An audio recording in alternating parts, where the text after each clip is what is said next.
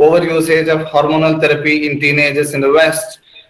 Women's health related to periods is so ignored. For all these issues, girls are given or they are put on birth control pills or intrauterine devices just in the teenage girls, even for as simple as acne, they call it as hormonal acne or cystic acne, and they put it on strong medicines like steroids and hormones. So when a teenager client comes and she's already put on these hormonal replacement therapy, it becomes a little bit difficult to tackle.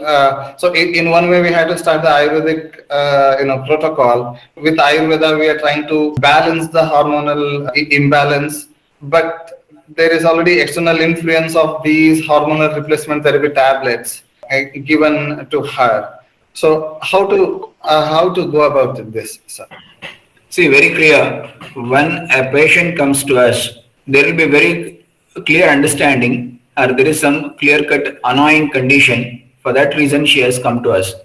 In this case, there is a pimple or acne. She is unable to cope up with that. She went to a practitioner and they are given external hormone therapy and she is using that, but still it is not under control and she is not happy with the treatment outcome.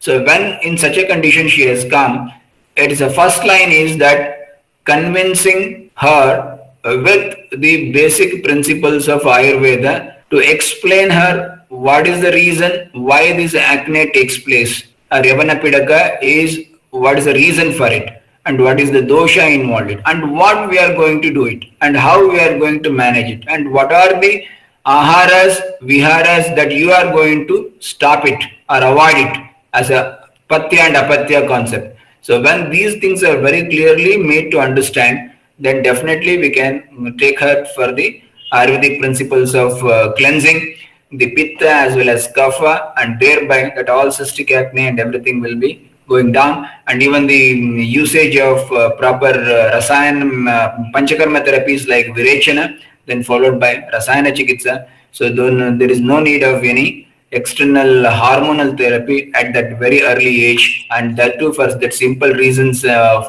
say cystic acne and such type of things that cannot be accepted. Yes, sir. First point that I understand is that patients should be taken into confidence that what has been tried has not been working, so we are going to try afresh. Like probably you said for virechana, probably it's tokvikara and rakta dushti is also involved, blood intoxication or blood vitiation with doshas.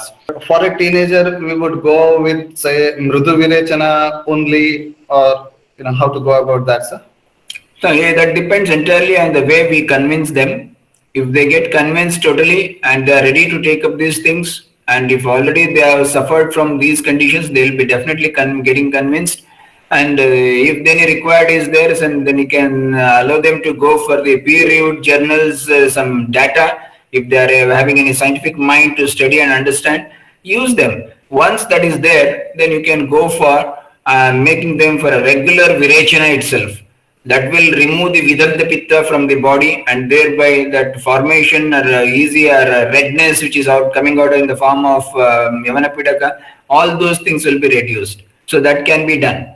Then afterwards, the blood has to be detoxified by using rakta shodhaka therapies and all those bitter principle drugs.